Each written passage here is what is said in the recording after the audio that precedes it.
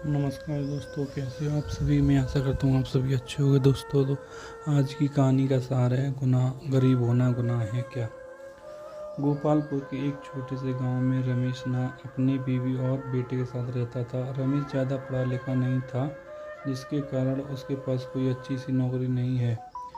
परिवार का पेट पालने के लिए रमेश रिक्शा चलाया करता था। रमेश काफ़ी गरीब था और उसका एक ही सपना था कि वो अपने बेटे को पढ़ा लिखा कर एक अच्छे मुकाम पर पहुंचा सके। एक दिन रमेश अपने कमरे में सो रहा होता है, तभी उसे कुछ हलचल की आवाज़ आती है। उसकी नींद खुल जाती है और वह देखता है कि उसका बेटा सोहन उसके पैंट की जेब से कुछ ढूंढ रहा होता है।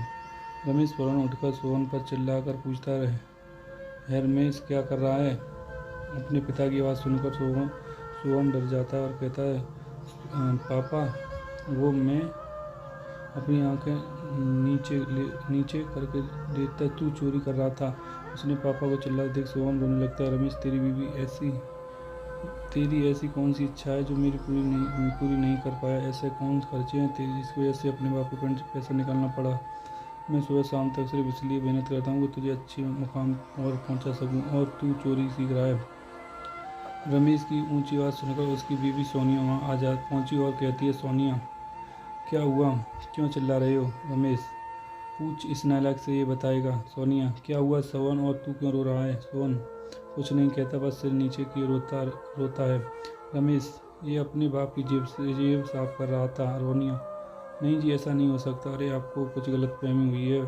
रमेश हमसे क्या कर रहा था, और अगर पैसे की जरूरत थी तो मांग लेता। लड़का इतना बड़ा हो गया है कि मांगने में शर्म आती होगी। सोनिया, क्या कर रहा था बेटा तू। सोहन कुछ न बोला।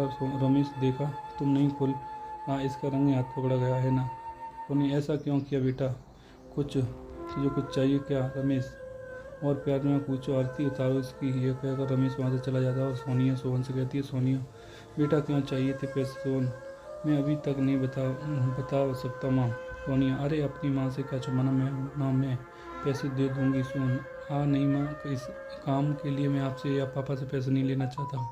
सोनिया, क्या काम है सोहन। ये सोहन, मैं आप अभी नहीं बता सकता। ये कहने के बाद सोहन वहाँ से चला जाता है। उसे रोकने की उसकी माँ उससे आवाज़ लगाती है, पर सोहन नहीं रुकता।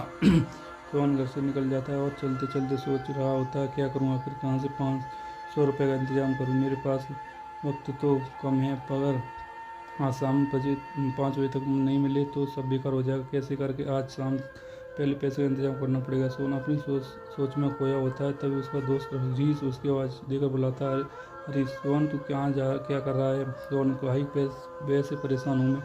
हरीश, अरे भाई के होते हुए क्यों परेशान है, बात बता क्या परेशानी है। नहीं दूर हो नहीं कर पाऊँगा, इस पर दूर का रास्ता बता सकता है। सोहन, मुझे शाम से पहले 500 रुपये चाहिए, मुझे 500 रुपये कमाने हैं।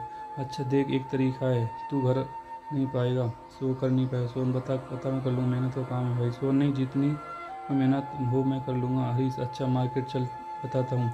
रमेश और सोनिया शाम को घर के कुछ सामान लेने जाते हैं और रास्ते में सोहन के बीच के बारे में बात करते हैं। रमेश, क्या लगता है सोहन पैसे क्यों ले रहा था।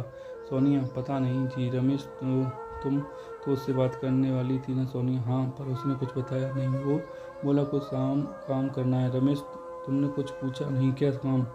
सोनिया, कुछ पूछा पर उसने कुछ बताया नहीं, बोला नहीं, अभी तक नहीं बता सकता। रमेश, ऐसा क्या है तो जो बता नहीं सकता, वो किसी गलत काम में तो नहीं पड़ रहा है। सोनिया, नहीं जी, मुझे अपने बेटे पर पूरा भरोसा है, किसी गलत काम में तो नहीं होगा वो। रमेश, हाँ, भरोसा मुझे भी है, पर ये दुनिया मासूम रही नहीं है। हम गरीबों में कोई ऐसे काम घुसा देती है जहाँ हम जाना नहीं चाहते। सोनिया, नहीं जी, आप बेकार ही परेशान हो रहे हैं, ऐसा कुछ नहीं है। रमेश, सही कहती हूँ, मैं भी ना उसके ऊपर चिल्ला रहा था, चोरी कर रहा था क्योंकि मैं उसकी इच्छाएं पूरी नहीं कर पा रहा था। सोनिया, ऐसा कुछ नहीं जी। चलते हैं, वो दोनों आगे चलते हैं। रमेश अचानक रुक जाते और पूछती है सोनिया, अरे क्या हुआ, क्यों रुक गई। वो देखो, सोनिया देखती है जो चौंक जाती है, क्योंकि सोन फैक्ट्री से भरे हुए बोरे ट्रक से चढ़ा होता है। देखकर रमेश रोने लगता है और वह वहाँ से चले जाता है। सोनिया भी उसके पीछे चली जाती है। सोनिया, रुकिए जी। रमेश बाबू, इससे अच्छा कि मैं उसे पैसे निकाल के दे देता। सोनिया, जब वो घर आएगा तो उसकी बात करेंगे ना। रमेश बाबू, क्या बात करेंगे, वो पूछेगी वह काम क्यों कर रहा था, इसलिए उसका बाप उसकी ज़रूरत पूरी नहीं कर पाता। सोनिया, ऐसा कुछ नहीं है जी।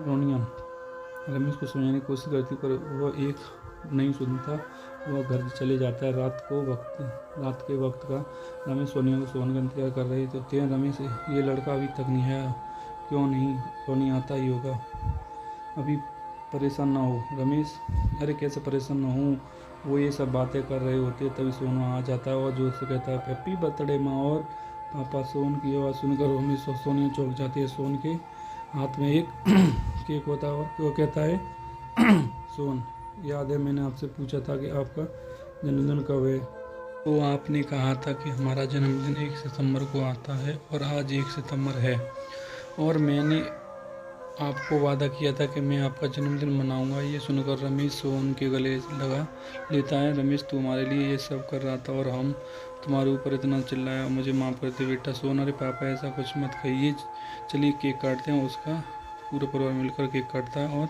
खूब मस्ती करते हैं। Like and share and subscribe please.